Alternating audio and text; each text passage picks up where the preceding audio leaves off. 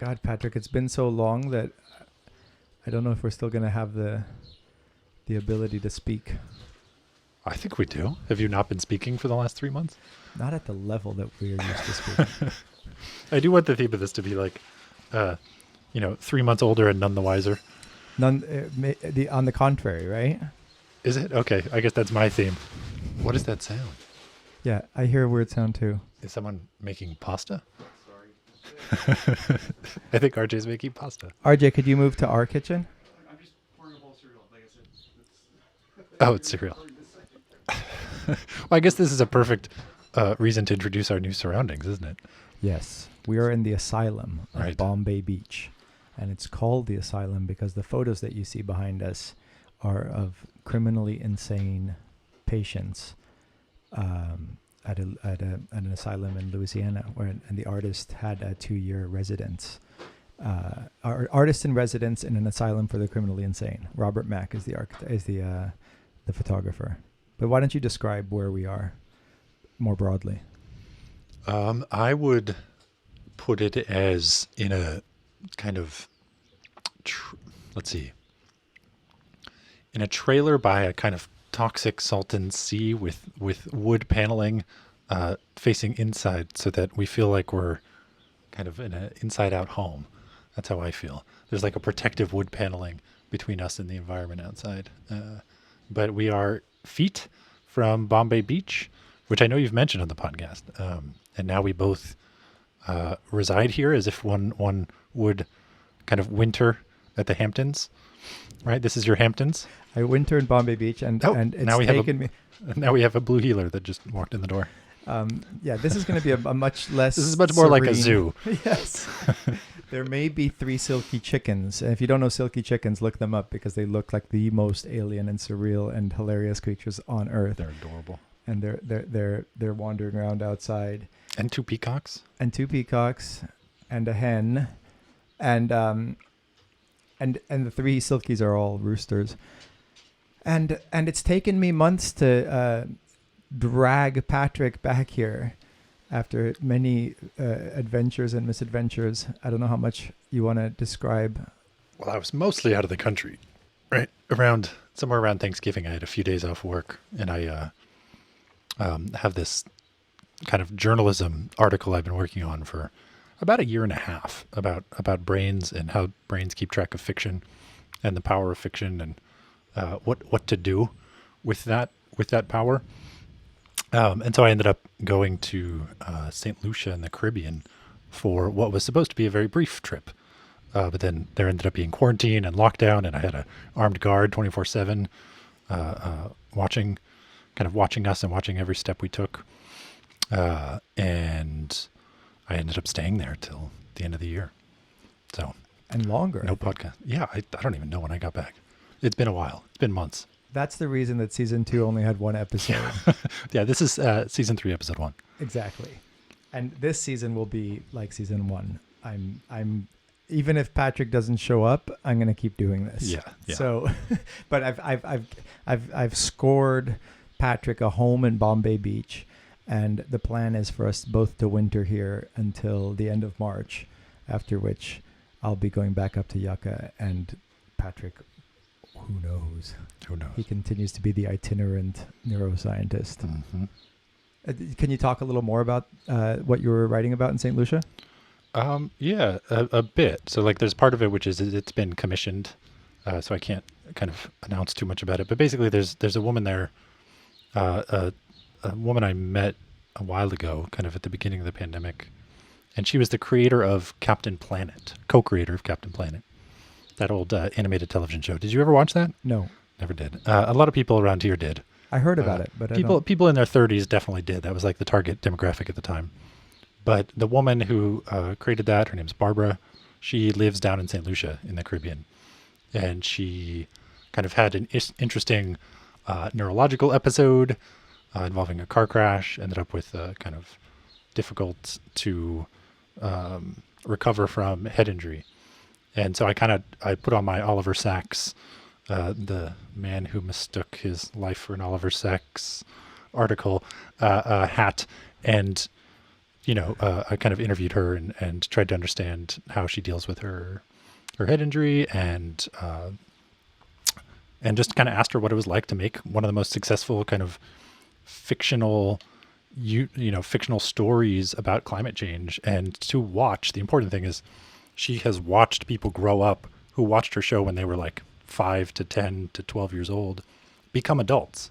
And the question is, how to me the interesting question is, how do you measure the impact of a fictional show versus, say, a technology? Like there's carbon capture technology, or there's synthetic or artificial meat out there, right? Mm-hmm. And you can say each of these technologies will reduce the CO2 parts per million in the atmosphere by X amount. You can be empirical about it and actually give a number and compare and contrast useful technologies to those that didn't work nearly as well. But how do you measure the impact of fiction? How do you measure the impact of having a generation of kids watch this show that then shaped their viewpoint on climate change and those kinds of things? So that's the kind of stuff I'm interested in. Fascinating. I can't wait to read it. It's good to have you back, Patrick. I can't wait to write it. Have you not started? Actually, I think I can put this down and see you like this. And then if we have like an external monitor, it'll... Yeah. Oh, that would be good if I put another monitor on the other side there. I want to talk a little bit about Bombay Beach. Yeah. I don't know how much we've discussed it in the past, but obviously being here now is, it's hopefully will evoke a more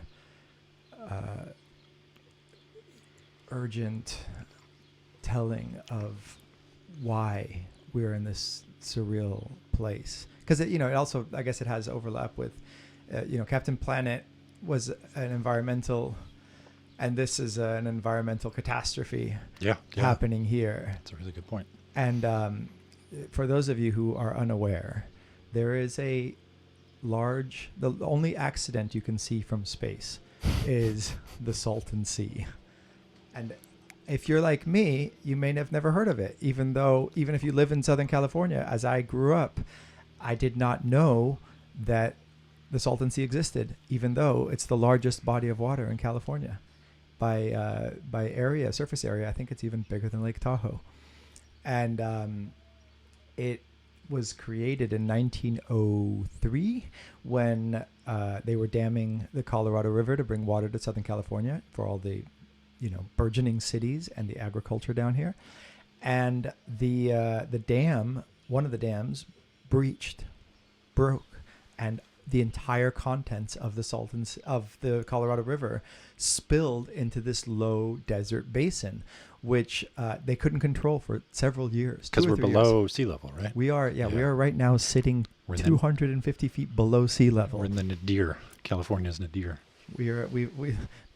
And there's the Ski Inn is the local bar, and it's the lowest bar. We're setting the bar really low. The lowest bar in the Western Hemisphere, according to their old sign. Mm-hmm. And then down, if you go to an island south of here, there's a lot of agriculture around here and kind of agricultural industry. And there's some giant silos. And you look up at the tallest one around, and there's a little line that says sea level, and it's like 250 feet up in the air. It's pretty amazing. So 115 years ago, this sea was formed by accident, and rather than try and dry it up, a bunch of intrepid and maybe what's the word I'm looking for? Foolhardy pioneers of sorts decided that this is a great thing. Like, we could have Palm Springs, but with water, and we could have fishing and boating, and what could possibly go wrong? All of the hubris of the American dream, in a way, came down to bear on this place. And in Palm Springs, like an hour away from here, you have Modernism Week, which is a celebration of the, modernist design, and you have the white picket fences and the 1950s perfect architecture, and you have great sculpture and painting and everything that we look back at who are into design look back at modernism with such great nostalgia and envy and admiration. And you think of the furniture, even mid-century, and everything is just pristine and lovely and perfect. And then you just drive an hour away, and the dark side of that exists, and that's where we are now. Because what happened is when they made the sea, they built all these little developments around, and this being an unnatural, basically giant puddle of water that they artificially stocked with fish that started reproducing at an alarming rate, because it's also rich with. So they thought, now that we have a lake, we might as well stock it. Yeah. Now that we have a lake, we might as well stock it. Even though it carried with it all of the runoff and agricultural everything, right? Or Well, had that not happened yet? No, the actually they said, well, we can keep it full with the agricultural runoff. Oh, yeah, Because sure. there's all this water they're using from the Colorado River, and we could like just use all the runoff from the farms and keep the pond full. And we're talking about millions of acre feet a year of water that was required to keep the sea at the level that it was at. Right. But there's no natural, flow of the water, and there's no outlet, and there's a lot of minerals and salt in the ground, and also lithium, and then of course the agriculture came with its own byproducts, and so the sea started to get weirder and weirder, and warmer and saltier, and the fish adapted. They were freshwater fish, and the water now is twice as salty as the ocean, and these freshwater fish were living in it until just a couple of years ago. But then in the summers it would get to be so hot, and the water would be so salty and so lacking in oxygen that the fish would die, sometimes millions at a time. There was one day in 2007 when 9 million fish are estimated to have washed up on the shores of the Salton Sea. And it's salty because it evaporates? It's salty without being replenished? Yeah, and there's salt in the ground. If you look in my backyard here, there's like literally white salt just comes out of the ground. Okay. Yeah. I didn't know. It's I very used salty. to, there's this kind of like small town fair I used to go to where you would throw a ping pong ball into those, plastic glasses that had a goldfish in them. Mm-hmm. And then if you got the ping pong ball and like beer pong for kids, you get the goldfish. And I'd always go, it was once a year, and I'd win. And every single year I would take the goldfish, I'd bring them home, and I would pre-build an elaborate Lego castle for them. Nice. And then make a little tank. Underwater. Yeah, and then I'd put the water, and they would just die within a couple days every single time regularly. And I had no idea you had to like change the water. You had to oxygenate. My mom never told me. Nobody ever told me. The ocean doesn't look like it replenishes itself. Right. So I imagine like the Salton Sea is kind of like a California scale version of that. Yes. Plus like occasionally I buy those, like take home basil plants that are potted in the store, because I imagine myself as like, I'll instantly become some sort of horticulturalist expert overnight just because I buy a potted plant. And then I always end up it's filled with stagnant water that ends up with like mosquitoes and bugs. And then I just have to throw the whole thing out. So I feel like the Salton Sea is an elaborate version of both of those mistakes at like a much greater scale. Although your basil plant, you left the basil plant when you left for St. Lucia, and we've been watering it every day. And I asked really? the It's station still to bring alive? it down. It's not only still alive, it's like, what's that movie with the giant plant that ends up eating Little everybody? Shop of Horrors? It's like that of basil plants. But I It's only the most, and tomorrow or next time that she comes down, because she forgot it, we're going to have it on the table here for those of you who watch the video, and you're going to wait. see this giant basil plant that actually did really well. But I only did that because I watched like 10 YouTube videos and read like books and pamphlets about how to raise basil just because I was shamed. But it was so shameful to have this thing that just kept dying over and over as you guys just watched through the window. But yeah, I mean, social shame is a remarkable inspiration, I guess. It is.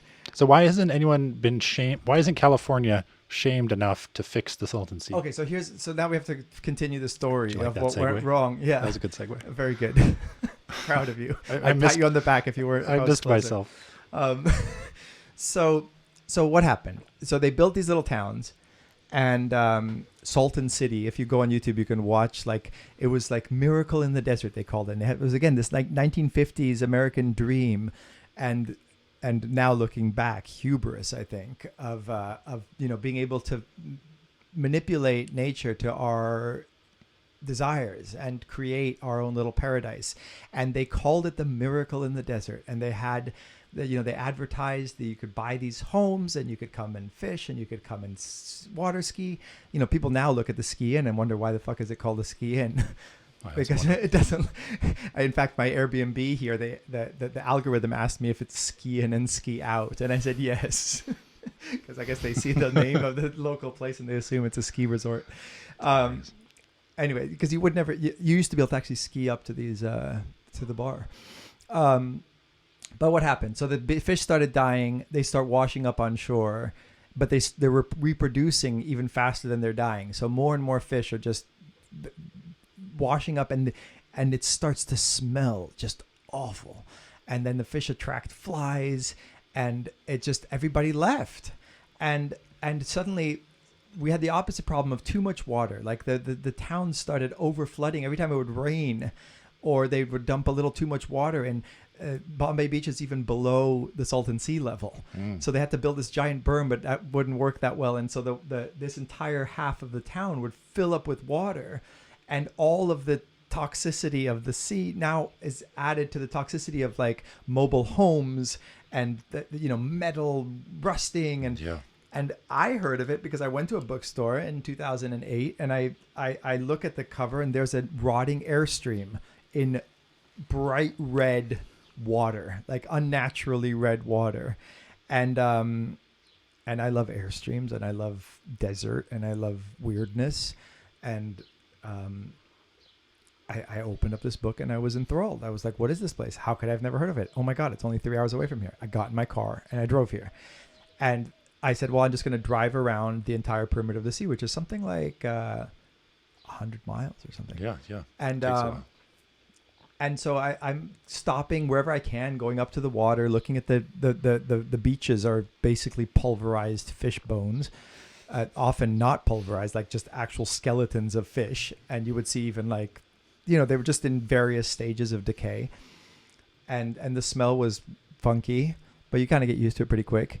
And I go around the backside, and you travel for 20 miles, and there's nothing. There's just desert on the left and this flat, weird body of water on your right. And it's very ethereal and mysterious. And also you get these beautiful sunsets. I think, air pollution also makes sunsets very beautiful. Gorgeous. Some of the most paradoxically gorgeous sunsets I've ever seen. So I'm driving. I'm not expecting to see anything else man-made, because you go for 20 miles of just very barren desert, and you're on the eastern shore of the Salton Sea, and suddenly you see a sign that says, "Welcome to Bombay Beach." And the last town you saw was called Mecca, like 25 miles before. Right. So there's Mecca on one side and Fountain of Youth on the other. And then there's what's that about? There's North Shore, which is a weird nod to. I have to just make one little aside about North Shore, because North Shore is just two little businesses. One is a liquor store, which is owned by a very tough woman with this short crew cut, and she carries the biggest gun you've ever seen. And then all the signs on the wall are about her pride with her guns, right? And they have, due to the increase in ammunition prices, we will not fire a warning shot, things like this, right? And so you go in, and there's this like very kind of she like a lot of people who are into guns. Afterwards, once you talk to her, she's very warm and inviting and everything, but there's this front of aggression, right? Right. And then next door is the International Banana Museum, which is owned by her brother-in-law, who's very campy. And I went in there and I said, is it true, according to the sign, that this is the largest collection of banana-related memorabilia on planet Earth? And he says, not only it's the largest collection dedicated to any single fruit.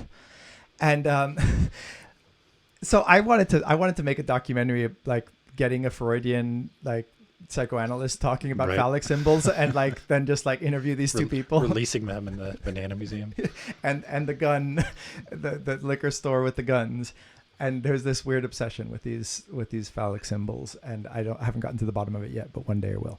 Anyway, so you drive down, you pass the Banana Museum and the liquor store in North Shore, and you drive for 25 miles, and you arrive in Bombay Beach, which is this perfect little grid, maybe a half mile by half mile, with the city streets as if it was New York City. Yeah. First, Second, Third, Fifth Avenue, and then you've got A, B, C, D, E, F, G, H, and then Isle of Palms. And it's this, you're in the desert. Usually people like build out in kind of, more amorphous shapes. Yeah. But here it's this rigid square. It's very rigid. Yeah, it's very St. Petersburg. It's very intentional. Yeah. It's like, it looks pre-made, or it looks like pre-carved out, like a cookie cutter, kind of a large cookie cutter. You know, the only cookie cutter you can see from space came and went. Exactly. And the name Bombay, why the hell is it called Bombay Beach? Who knows? Then you hear that they used to drop bombs from they were practicing for the bomb on Nagasaki, and there's still to this day dummy bombs of, what was it called, Fat Man, right? The bomb that was in that was dropped on Nagasaki at the bottom of the Salton Sea. Really? Yeah, and don't walk around barefoot in there because people cut their feet on all the rusty kind of shrapnel and weird shit that's under there. And they still do bombing runs in the mountains that are on the other side. I heard. Yeah. Patrick was awakened his first night with like bright lights going through the window. My window shaking from a bomb going off. That's great. It's so fucking weird, this Welcome. place. If you guys have never come here, like, it's literally the weirdest town on earth that I've ever been to. So do you see, going back to the neighboring towns briefly, and the naming of things, do you see an inverse relationship between like the, I don't want to say quality like so simply, but you know, like Mecca, Fountain of Youth, it's not around here, but there's one in Northern California called Paradise. All of these are where people go to get off the grid. They're kind of like trailer parks or like rundown kind of places. Mm-hmm. But what's with this like aspirational naming thing? Like, do you do that just to like, is it an inside joke? You know, is Bombay not, is it from the bombs, or is it from, they thought it was like a tropical kind of Indian beach resort? It turns out... it's not a beach. It's kind of a beach. No, I know. But they used to call it... It turns out that they actually called it Bombay Beach because of just how hot it is. The guy who founded it said he named it Bombay. We met the great-grandchildren of the founder of Bombay Beach, and he said just because it was like hot. What does it mean to found a town like this? I mean, like Jonestown style? What does it mean? I imagine somebody just bought all this land and then subdivided it. So land and over. sold lots, right? With this promise of... So the North Shore was the fancy place. There was a yacht club, and the Beach Boys used to come, and Frank Sinatra used to come, and there was a boat ramp. And I think Bombay Beach was like the middle class version of that. Yeah. It was like inexpensive. But the incredible thing is that I counted 1,050 lots in town, and everyone has its own sewage, electrical, but there's water. only I thought population's only like 250. Exactly. So it's 80% abandoned. Wow. And really? Holy shit. Yep. It's 1,050 lots for a population that used to be 2,500 at its peak in the 60s. Jeez. And now it's 249 officially, according to the 2010 census. It's probably grown a bit now because of us. The population. Yeah. I'm an official resident of Bombay Beach. Great. I hope you will be one day too. I'm talking to you, Patrick, and Yes. to you, listener. I've become like the founder, Right. great grandchild myself to try and like breathe new life into this place, because I immediately fell in love with this town because there's several reasons. We could psychoanalyze them. One, the psychoanalytic reason, I think, is that I've always felt a bit like an outsider myself. Like, I was born in a foreign land in Thailand where I didn't speak the language. Neither of my parents were from there. I then went to Italy and grew up until I was 7 there, and then came to the United States not speaking very good English and feeling like a foreigner, and then going back to Italy and having forgotten Italian. So I always felt like the foreigner and the outsider. I've always was, and even to this day, I'm like the Italian in America, the American in Italy. Right. And I think that now Bombay Beach is a place that attracts outsiders of all kinds, and I feel at home in an outsider place. Right. I think that's the kind of psychological reason. But there's all the surface reasons of, like, as an artist, to see this place that is so untouched by the kind of leveling that happens by corporate America. There's not one billboard. There's not one gas station within like 20 miles of here. There's no Denny's. There's no Chevron. There's nothing of the sort. And I think that artists are attracted to uniqueness and to specificity, and the fact that we there's so few places left that are different from every place else.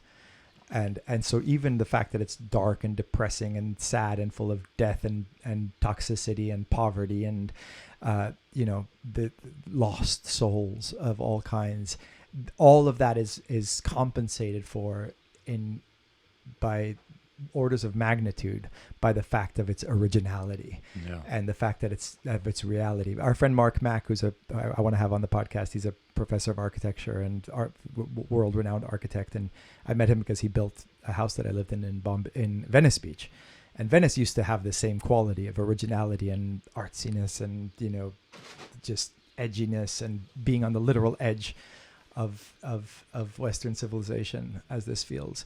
But then it became overrun with, tech and money and lawyers and, designers and ad agencies, and it got leveled. And this reminds me of what Venice was like, or at least what I imagine Venice was like in the 1960s and 70s when it was dangerous and real. And Mark Mack came out here and he said, when you go to Erewhon or one of these like really fancy, Whole Foods, before it got bought by Amazon, and you buy like camel milk for $20 and you realize all this pseudo consciousness about the environment is really egotistical consumerism. And it's just, what can I buy to show off how conscious I am? And everyone's like, and even health becomes a kind of egocentric endeavor, right? And that you don't even recognize it when you live in Venice for a while, but then you come somewhere like this where you can't breathe healthy air, you can't buy healthy food, you can't do any of that. Yeah, no, not at all. And yet, the little market, I just wanted water one day. They don't even have water. I mean, which is fine. Yeah, we live in the desert. I know. Yeah, it was all just drinks. It was like the what I've heard so much about, kind of the plague of diet in the inner city, where the convenience stores just often don't have fresh fruit or vegetables or anything like that. The closest to a vegetable is a pickle, probably. Yeah, and it's like, I think because it's below sea level, right? The air is kind of denser here or something, and it's just kind of, things linger, like particulates linger in the air. It's hard to get fresh air here. The right? irony, though, is that it's refreshing, and it's refreshing because, like, it's refreshing to the soul, even though it's like on the surface not refreshing. Opposite of refreshing. Yeah, I mean, I do prefer this smell to the smell of like the essential oils in Venice Beach, kind of like wafting behind people in the salage as if it's perfume. So it is refreshing in that sense. But there must have been years, though. I mean, 2008, so that was 13 years ago. It must have taken a while to ingratiate yourself. Like now it feels people know you. Everyone in town knows you, right? Because you've hosted these events and you've bought some places and made them kind of like artistic and cool and really like melted a lot of artistic energy into the local, kind of the palette of the environment, right? Like in a way that many, I think most other people would have done poorly, but you seem to have done like really well and with respect for like the natural environment. And when I say natural environment, I mean the people. But that must have taken a while to become welcome or familiar, or is there a sense in which what you were talking about earlier, the outsiderness being where you feel comfortable, like are you still continually feeling like an outsider here? Yeah, it's the paradoxical thing of a bunch of outsiders being together, Right, a bunch of right. antisocial people being social with each other. I'm not antisocial, I'm the opposite, but there is that sense here of a bunch of people who didn't fit in anywhere else, fitting in together and finding community. And it's that in itself is also so reassuring and refreshing. Right. I was always very awkward growing up. Like I was the nerdy kid who was last to be picked for the sports class, and like never for the playing t-ball or something, and walk around with books during recess with the one other kid who had no friends, and like. Then as I grew older, I got more comfortable in my skin, but I realized coming here that I fundamentally like not being where the popular kids are, Yeah. and I like just weird people. That's why I like you, Patrick. Yeah. I mean, everyone here is full of issues, but they're all so interesting, right? Like it's just everyone we talk to, all the people it's attracted are just endlessly fascinating, and we could, we'll talk more about this in the coming weeks. And do you think that's maybe like we'll get Mark Mack on hopefully the podcast at some point, but do you think that's part of what he sees in its appeal is like the architecture here draws people that are, I mean, you could imagine strange buildings drawing a certain kind of crowd as well. And I imagine architects only do what they do because of the response it gets out of people. Maybe I'm wrong, but I assume it's fundamentally about the person's response. That this place kind of has an attraction. And I guess one thing I don't quite understand is why here and not the neighboring towns? Why not, like, why could you not do what you have done here in Slab City or Mecca? No. It just has to be here for some reason. It's just such a So specific... what is the quality of this place? Is it the history? Is it like the grid layout? Is it just... It's all of the things coming everything, together in yeah. this amazing Yeah. way. And Mark Mack, the first thing he did is he bought a place and he built the Museum of Unwanted Architecture. And I'm only now seeing how much it fits with the themes that we're talking about. He decided to dedicate an entire building to buildings that were not good enough to be built for some reason. Are there little like scale models or something? There's models, there's drawings. Oh, that's He cool. asked famous architects around the world to send their favorite drawings for buildings that never got made. Yeah, that's great. And it's the Museum of Unwanted Architecture. And he made the roof instead of this so that the water streams off. He made it like an M for Mark Mack for museum, and it's like an upside down W. Rain. And he made it so that then the bottom one There's runoff. actually there's runoff, but it makes no sense, right? Okay, that's great. And to me, if there's a motto for Bombay Beach, and I kind of want in Rome, you have SPQR written everywhere, was the Senat Populis Quorum Romano. Yeah. So I want to find the Latin phrase for the less sense it makes, the more sense it makes, because the weirder the thing you do here, that's the only way it makes sense, Mm-hmm.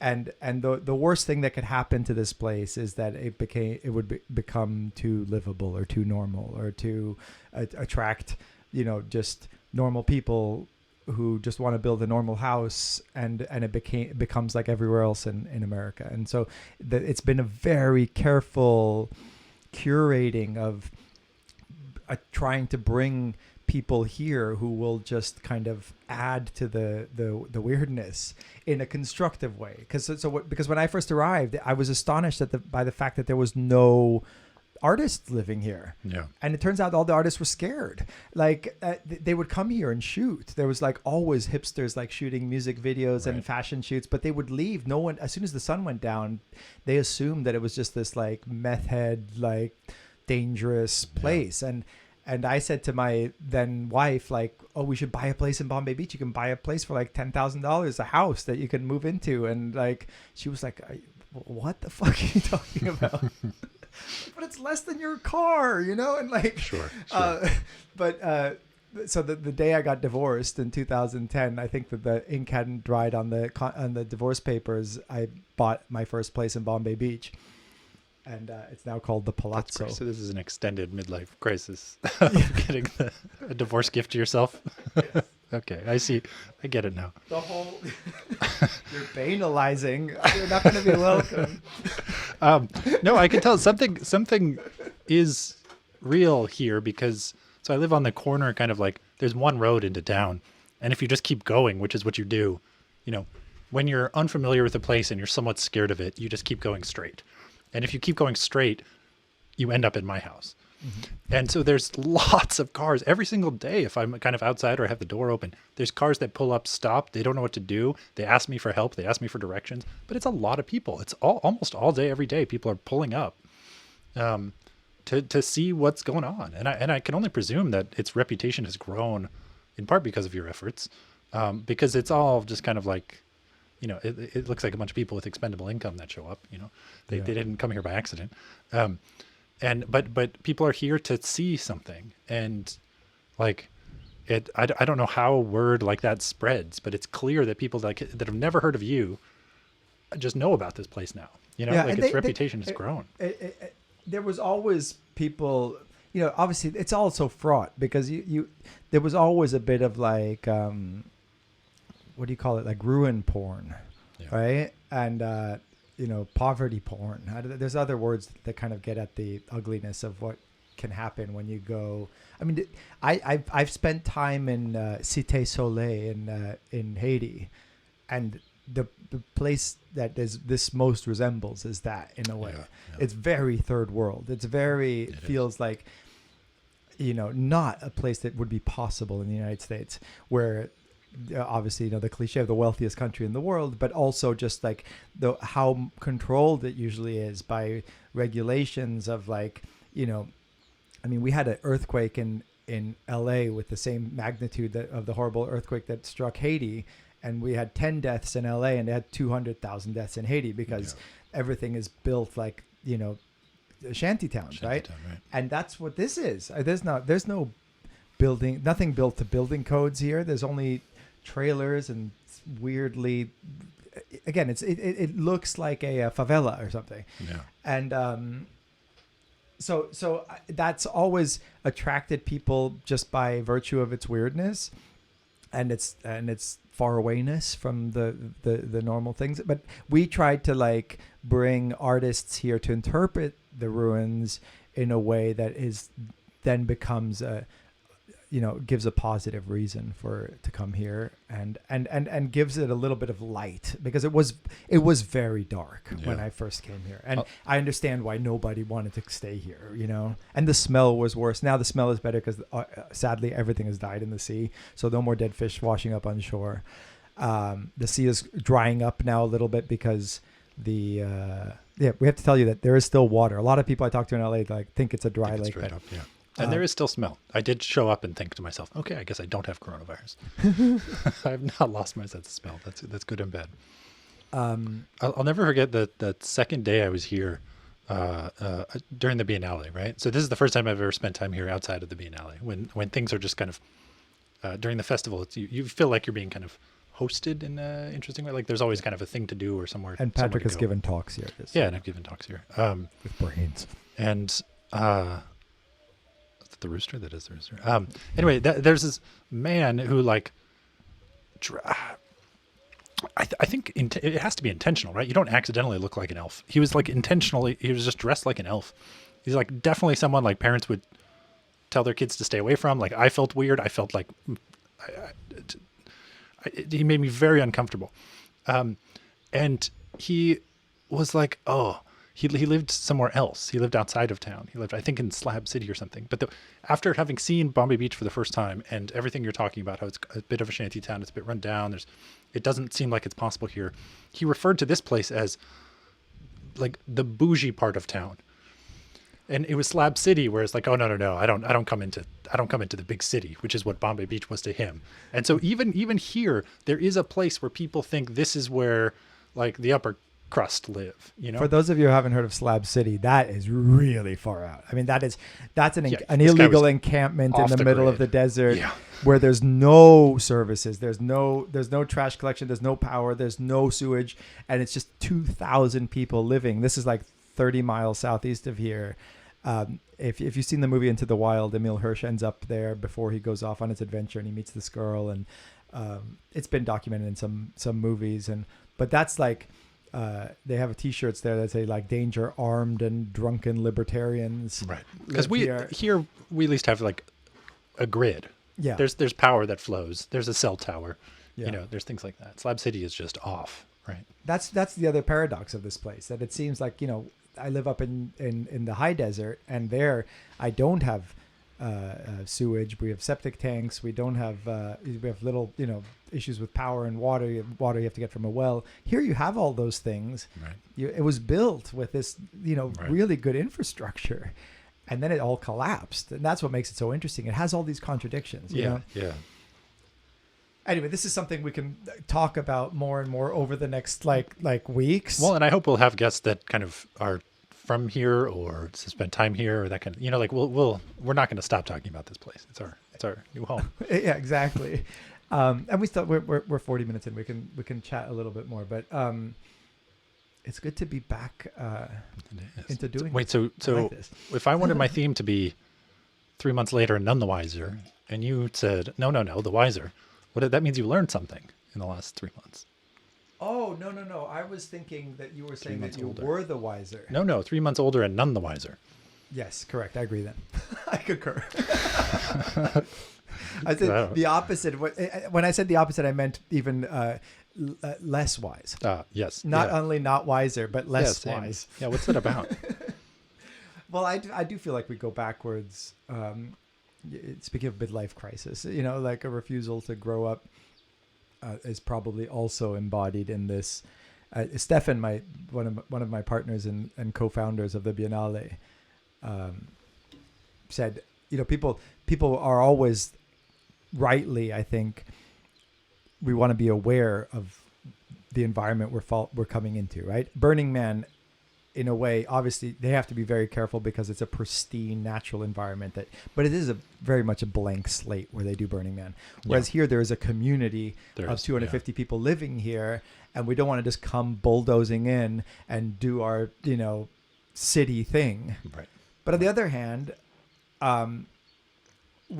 Stefan said, and I think he's right, that we don't want to be too precious either, because this was a place that was made for people to have fun. I mean, that was the original intent of this, like to go boating and fishing and be a little wild and be a little removed from the constraints of city life. And in a way, we're honoring the spirit by continuing to continuing the wildness a bit, there's a tendency amongst progressive people, I think, sometimes to be overly precious.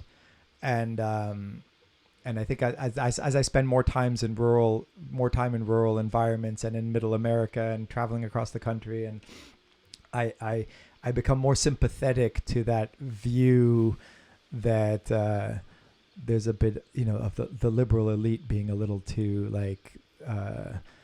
they're cautious about their impact, right? Like there's a sense in which each thing that is done, each behavior, each action, each consumer choice has an impact, or is going to shape things possibly the wrong way. And it's very self-congratulatory. It is. It's giving yourself an inflated sense of power to actually change or shape things, right? Yeah. Like, I very much imagine there's someone here who is not changed at all by the fact that there's new people in town, because they're buffered against that. Like, there's no, I don't know, dude. So I think there's only 2 commercial lots in this entire place. Is that true? There's a few. There's a few? Maybe there's 8 or something. Most of them are not in use as Not in commercial. use. They're just But so zoned as such. What would be the most problematic first kind of LA themed, commercial entity Enterprise to arrive? For me, the anathema, is that the word? Would be a corporate presence. Yeah. Like that, and that's what Venice. They a tried store? really hard not to You mean keep a chain? corporate a chain. Okay. They tried really hard on Blue Bottle. Yeah. Okay. Or anything that is there is more than one of, just by virtue of that would be the reason to leave for me. That would be the end. Now, as far as there do seem to be these phases of gentrification where at first it's great, oh wow, you can actually eat good food, and oh wow, this cool person has just moved into town, and then it goes to, oh no, another overly hip restaurant, and oh no, this person who moved is not so great, and this really great person has left because they can't afford to be here anymore. Right. And so there's this kind of arc, right? And I feel like we're very much in the good part of it now, where it's just attracting more and more interesting people, the Patricks and the Mark Max and the all of the kind of new neighbors that are kind of bringing a certain thoughtfulness to a place that was literally forgotten, So I so far I don't think we're in anywhere near the danger zone. There's no shops. There's no commerce. Right. The Biennale forbids strictly any commerce. We sell nothing. We don't sell tickets. We don't sell art. We don't sell. And I think that helps a lot, because even Burning Man with its ethos of non-consumerism, people are still spending $500 on a ticket and thousands of dollars to go there, and it's really kind of absurd for them to even pretend to be a non-commercial and they're a for-profit organization and all this kind of stuff. We're not even an organization. We don't even have a company for the Biennale. We just are, few people who thought that this place is cool, and let's bring other people and not even tell people about when it is. We don't announce the dates until after it's already happened. and let's just bring interesting philosophers and thinkers to speak and artists to interpret these abandoned spaces. And I think the response has been super positive by 90% of people. There's a few curmudgeonly characters who just hate any change. Yeah. And it's been written about, right? Like people, if they want to learn more, can, if they, don't want to get in their car and put on a mask and drive out here. It's been They can written look it about up, extensively. Extensively, yeah. We were so surprised when we started so I got my house in 2011 and started bringing people here for 4 years, trying to like convince them of how great this is. And we'd have fun at the ski inn and stay at my house, and people were like, wow, this is cool. But then a confluence of coincidences and just wonderful alignment of stars came when me and Stefan and Lily like decided to go for it and make this Biennale and the philosophy conference and bring the artists. And we didn't even dare call it year 1. We called it year 0 in 2015 because it was such an experiment. Yeah. And we got, written up in the New York Times, and they called it the anti-Burning Man, which I was very proud of. Does it count down or up, the numbers? No, we thought I wanted to do binary Biennale. I thought that the second year should be year 10 and then 11 and then 100. But no, we do. It's called the Biennale, also tongue in cheek, because the Biennale in Italy is very highfalutin, Right. serious art festival, and it's Biennale means every other year, but we do it every year and And call you it do the Biennale anyway. Postmodernism Week to oppose Modernism Week, right? And you have Exactly. what's the institute called? What's the official name? The Bombay Beach Institute of Particle Physics, Metaphysics, and International Relations. Right. There's a lot. Sounds like a super PAC. Oh my God! There's been so much happening in the world since you left too. We have a new president. Oh yeah. We had an insurrection. We did have an insurrection. That was a sad day. Yeah, a lot happened, didn't it? I mean, it was pretty nice to be like off on a Caribbean island watching it all. But I got to admit, there is a certain distance. I mean, it's impossible to emotionally escape a lot of the actual problems, but there's just like different problems Yeah. when you're there. But by no means do I think anything other than I was extremely privileged to be able to do that. It was pretty nuts. There was no like COVID cases at all there. They were like basically shut off when we first arrived. I can do story time some other time, but it was really interesting to go from like LA, which became the global kind of hotspot and epicenter and war zone, right? Straight from that to a kind of hermetically sealed island country, which had very, very few cases, but where every single person on the island was absolutely terrified of this thing that was crippling the world, like bringing the rest of the world to its knees, you know? And they only heard about it through like headlines, most of which were American and Western and English, which I think are terrifying. Imagine if your news was headline only. It was very odd. It was a fascinating time to be there. Just in terms of like, I don't think you can recreate those kinds of conditions ever again. It's a very peculiar time we're living in. Yeah, it really is. I started saying I want things to go back to normal so we can go back to being weird. There's this background of fear and anxiety pervading the entire planet. Mm-hmm. And fortunately, I mean, it's been, thank God it hasn't been, it's so easy to imagine it being worse. It's almost like a test run, but I think we failed the test so miserably that it's hard to see us learning any lessons from it. We failed our pop quiz the world over. That is definitely true. And yet the alternative is in China, where they're literally locking people up for 2 weeks if they just come into contact with somebody who had the virus. I've known now maybe at least 50 people who've had it. Knock on wood, all have been okay.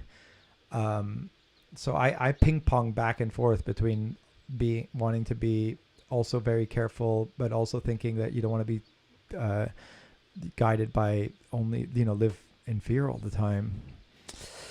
Here we are sitting more than 6 feet away from each other, trying to do this podcast with the windows open.